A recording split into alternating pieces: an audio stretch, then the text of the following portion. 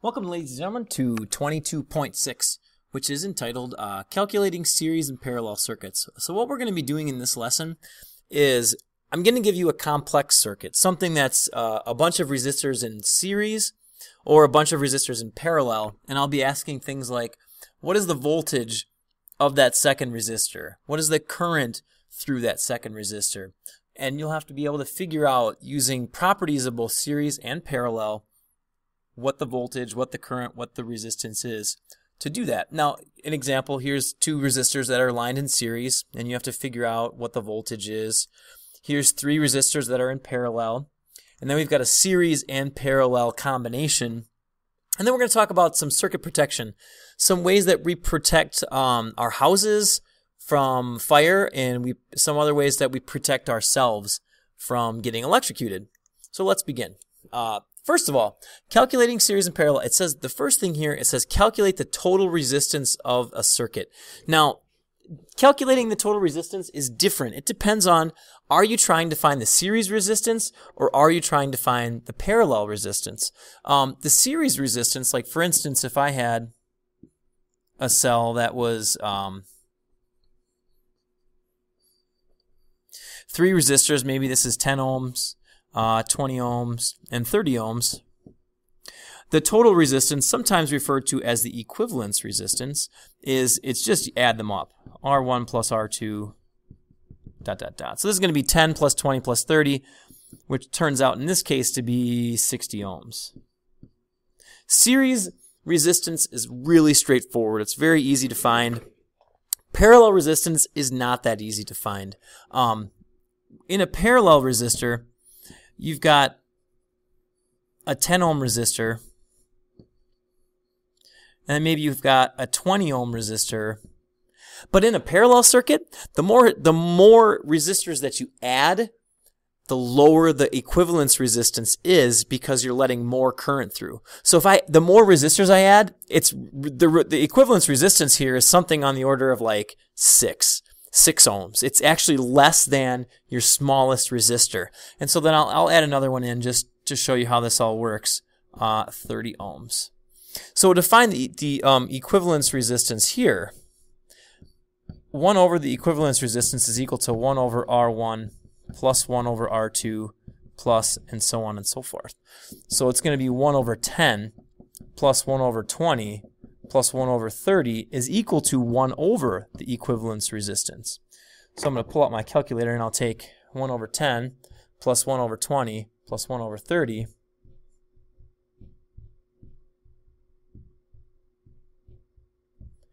You get 0.183. A lot of people make the mistake to think, oh, the total resistance of this thing is 0.183. You'd be wrong. You have to take 1 divided by that answer. And you get 5.45. So the equivalence resistance of this circuit right here is 5.45 ohms. Don't forget. Watch out, Harry Potter. Don't forget to take this 1 divided by your final answer. So that's how you find the equivalence resistance. Let me show you where that's useful. Our first example problem says you've got 2 resistors in series with a 45 volt battery. So 47 ohms and 82 ohms. And they're across a 45 volt battery. And it's going to ask me, what is the, first question, part A says, what is the current in this circuit? So what I'm going to do for part A is just use Ohm's law, V equals IR. If I want to find the total current, then I have to use the total resistance and the total voltage. The total voltage here is 45.0 volts. I'm looking for this total current. And my total resistance, since they're in series, I add them up. 47 plus 82 is going to be 129. So if I take 45 divided by 129, I get 0.349 amps, or 349 milliamps. So this is how much current is actually flowing through here. And because it's series, the current is the same. Part B, what is the voltage drop across each resistor? So I'm going to use Ohm's law again, V equals IR. And I'm going to find resistor A. What's the voltage across resistor A? So I'm going to use the voltage across A is what I'm looking for. The current through A is 0.349, and the resistance of A is 47 ohms. So when I take 0.349 times 47, I end up getting 16.4 volts. And I'll do the same thing for B. So the voltage of B is going to equal the current, 0.349, times the resistance of the resistor B, 82. 0.349 times 82 is going to be 28.6. Now, it's interesting to note that in a series circuit, the current is the same everywhere, and the voltage adds up. Notice what the voltage is adding up here to. 16.4 plus 28.6 is 45. The voltage is going to add up to the source voltage. Letter C. What if you replace this one with a resistor which is smaller? That's going to let more current. Will the current increase? Yes, it will. It's going to let more current through. I'm going to skip part D because it's just kind of, you're just replacing it and going through the whole process again, and I don't need to rehash this whole thing. So what I did, going back to my steps here, the first thing I did, I calculated the total resistance. I added those resistors. And then I used Ohm's law to find the total current. And then I used the properties of series. I know that the current was the same, and the voltage added up to figure out what that was. Let's try it for a parallel circuit. Now here's a circuit that's in parallel. It says 3 resistors, 60, 30, and 20, are connected in parallel across a 90-volt battery. Find the current through, part A says, find the current through each of these resistors. So the first thing I'm going to do, part A, I want to figure out how much blood is flowing through each of these circuits. Now, because I know the size of them, I know off the top of my head, I know that there's going to be more current flowing through this one. I'm going to have the second largest amount through this one, and I'm going to have my smallest amount of current flowing through this branch because there's just more resistance. So that's what should happen when I actually end up doing this. So what I'm going to do is I'm going to use V equals IR, Ohm's law, to figure this out. Now the voltage through resistor A. So I'm going to use the current and the resistance. So to figure out the current through resistor A, I'll use the resistance of resistor A, which is 60, and I'll use the voltage across it, which is 90. 90 in a parallel circuit, the voltage is the same everywhere. So the voltage is 90 volts, 90 volts, 90 volts, because each of these is directly hooked up to the battery. If you look at this, each one of these is they're basically just hooked up to the battery. So the voltage, when I go to do each one of these, is going to be 90 volts.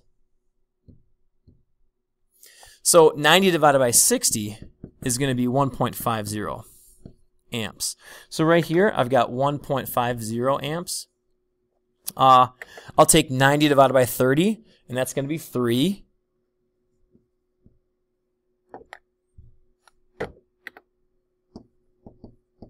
All I was doing, I'm taking 90, the resistance, the current through B, and then the resistance is 30. So 90 divided by 30 equals 3, and I'll do the same for this last one. It's going to be 90, the current through letter C, times its resistance of 20, and that's going to be 4.5. And you can see that I do have the largest amount of current here, the second amount, and that. Now the total current, now this is easy. The way to find the total current, I can just add these branches up. 4.5 plus 3.5 is 6. 6 plus 3 is 9.00 amps. So there's fully 9 amps of current flowing through this circuit. But only a little bit flows through each branch. So part B says find the equivalence resistance. Now there's 2 ways I could actually do this. I could use Ohm's law, because I know the total voltage, which is 90, because I'm looking for the total resistance, the equivalence resistance, and I know the total current is 9, so 90 divided by 9 is 10. Or the other way I could do it, I could go 1 over 60 plus 1 over 30 plus 1 over 20 and do that on my calculator.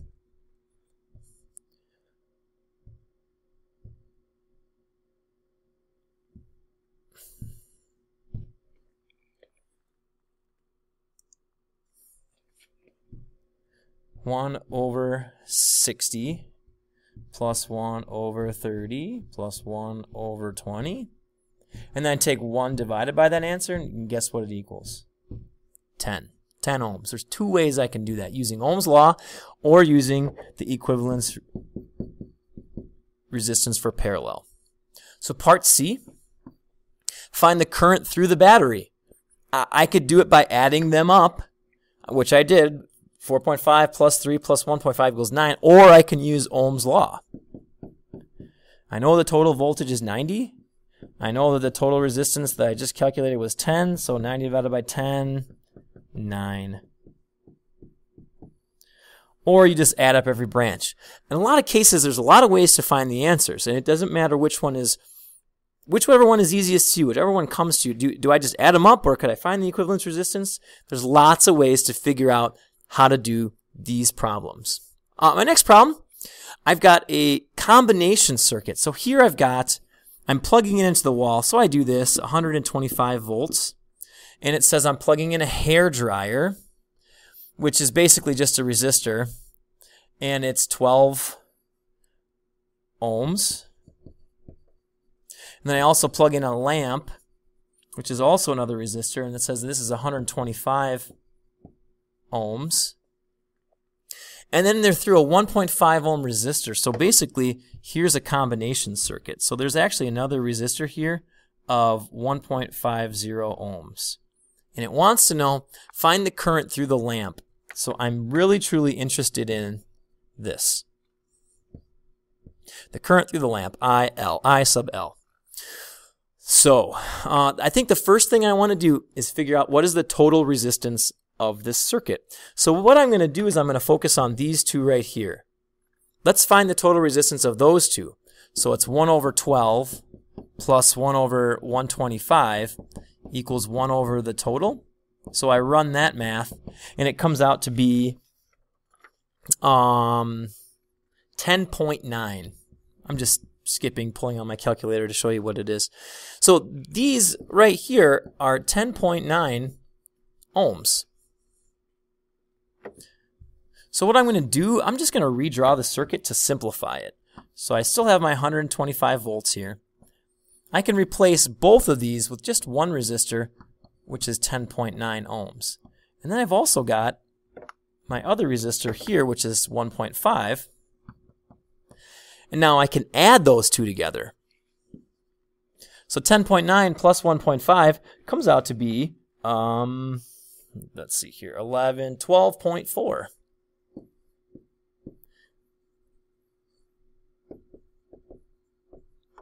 I simplified the circuit. See, I first simplified these two in parallel, and then I looked and said that that was in series with that, so then I added those together. So this whole circuit has an equivalence resistance. The equivalence resistance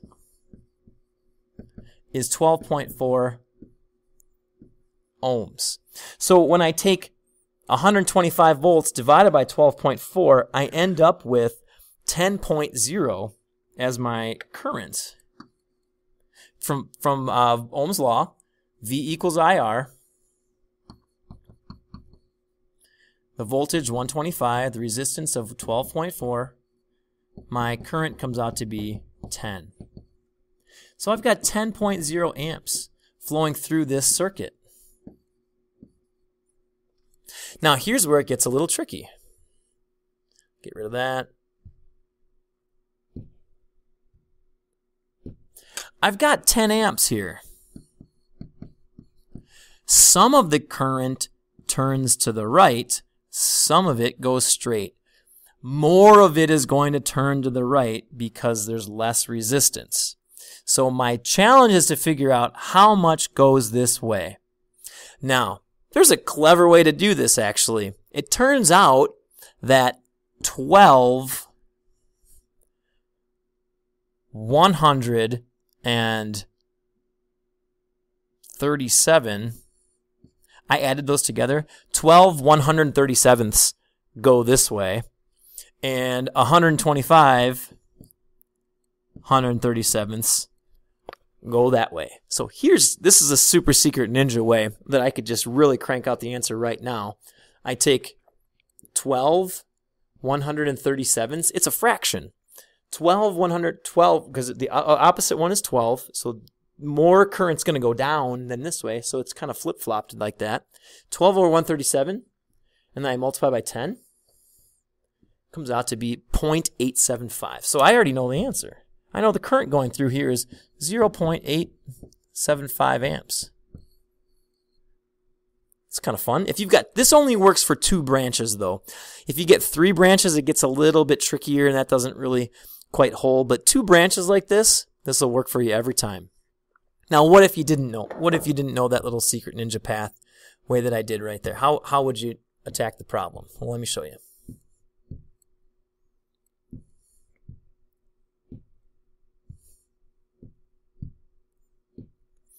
What I would do, I'm going to try to use Ohm's law. V equals IR. So I'm looking for the current through the lamp, so I use the resistance of the lamp, which I know is 125. But what I don't know is the voltage. I can't say it's 125 because it's not. The voltage right here plus this one equals 125, so that's actually what I'm going to do. I know that there's 10 amps of current going through here. So if I take 10 times 1.5, that equals 15 volts. I know that this voltage plus this voltage has to equal 125. So this has to be 110. Because 110 plus 115 equals 125. So this is 110, the voltage of the lamp. So 110 divided by 125, guess what it is? 0.875 amps. So here's another way. Probably the more traditional way to do it, but I've given you kind of a secret ninja way to do it if you ever come across it. Now finally, circuit protection. There's 3 big things how we use to protect circuits. The first are fuses. Fuses are the oldest way to protect current. Now, what they have inside of here, there's actually a little piece of wire that if too much current comes, it actually melts. And in that melting, it opens the circuit. So fuses work melting wire inside a glass or porcelain case protects the circuit. It melts and turns off the circuit. Breaks the circuit. Now this is built to protect your home. Older houses have these fuses here. Electronic devices have fuses. Your car has fuses. These are all meant to, if there's an overload, it doesn't burn anything really expensive.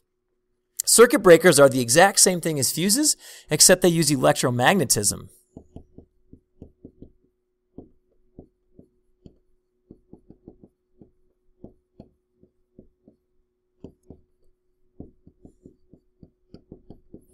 Electromagnetism opens the circuit. Now, in your basement of your house, you probably got something like this. Like this one says oven, if you look right there.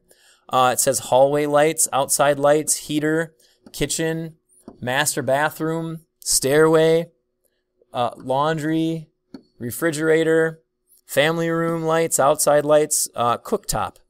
There's a different switch for everything. Now, the advantage to a circuit breaker is that you don't have to replace it. You just flip the switch. Ground fault circuit interrupters. Ground fault circuit interrupters look like this. You probably have these in your bathroom or your kitchen. These things are meant to protect you. You can still kill yourself when you have a circuit breaker or a fuse, but you can't hurt yourself when you've got, in theory, when you've got a GFCI outlet. Now, a GFCI outlet works like this. The electrons that flow from the power company into your device, they do the work and then they go back to the power company. They should be equal and opposite. Now, what happens is, if you get electrocuted, some of that current is going through you and not back to the power company, and it senses, through electromagnetism, a difference, and it turns it off. So it flips the circuit off by protecting, and it does so in thousandths of a second, which is they can prevent you from being electrocuted. You'll find these anywhere there's water. I think that it's actually building code nowadays to have them in anywhere around water, like around pools, around bathtubs, around showers, around sinks. They have to have a GFCI. These things protect you. They're different than fuses and circuit breakers because these things protect the house. GFCIs protect you. So this is kind of all I have for you with series and parallel. Total resistance by either adding or adding the inverses, using Ohm's law, and leveraging the properties of series and the properties of parallel to figure them out.